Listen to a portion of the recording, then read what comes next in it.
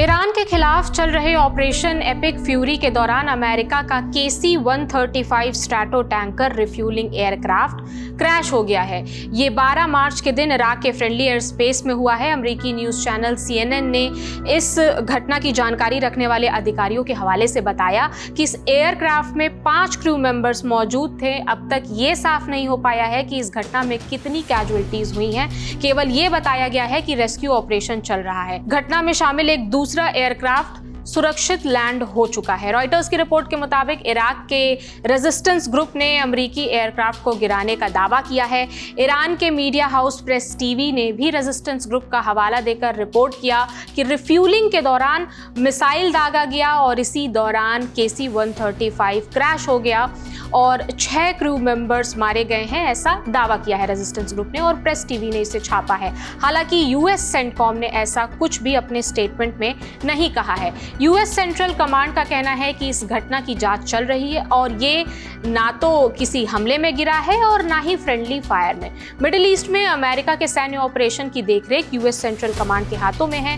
Brief statement में US central command ने क्या बताया है ये जानेंगे। उन्होंने कहा, हमें एक अमेरिकी KC-135 रिफ्यूलिंग एयरक्राफ्ट के दुर्घटनाग्रस्त होने की जानकारी मिली है।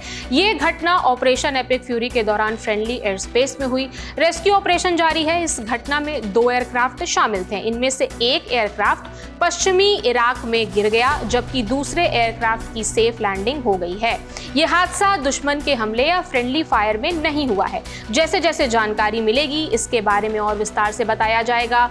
हम धैर्य बनाए रखने का अनुरोध करते हैं ताकि हम परिवारों को सही जानकारी दे सकें।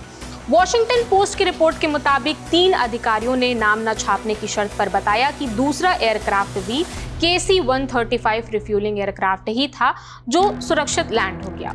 अब बात KC-135 की कर लेते हैं जो 12 मार्च को क्रैश हुआ है। KC-135 60 सालों से भी अधिक समय से अमेरिकी सेना में ऑपरेशनल है। इसमें आमतौर पर 3 क्रू होता है। इसमें एक पायलट, एक को पायलट और एक व्यक्ति विमानों में ईंधन भरने के लिए उपयोग किए जाने वाले बूम को ऑपरेट करता है। जैसा कि आप स्क्रीन पर देख सकते हैं, ये एयरक्राफ्ट हवा में ही फाइटर जेट्स की रिफ्यूलिंग करने में सक्षम है।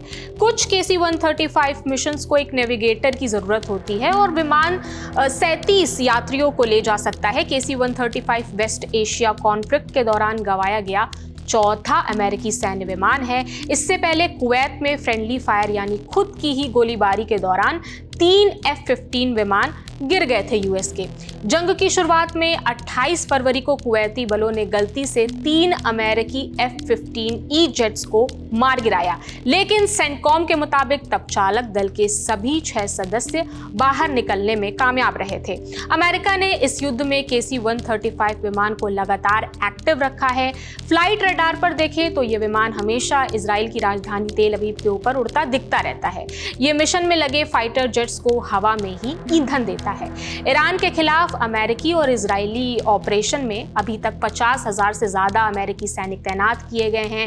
इस तैनाती में अमेरिकी एयरफोर्स के लगभग हर तरह के एयरक्राफ्ट शामिल किए गए हैं। अमेरिका के सबसे बेहतरीन मिलिट्री एयरक्राफ्ट में से एक डूम्सडे प्लेन को भी कैलिफोर्निया के फ्रेस्नो शहर में कम ऊंचाई पर उड़ते और कलाबाजी करते देखा गया है। इस खबर में इतना ही। बाकी जो भी अपडेट्स हैं हम आप तक पहुंचाते रहेंगे। मेरा नाम प्रगति है। देखते रहिए दी लल्लन टॉप। शुक्रिया।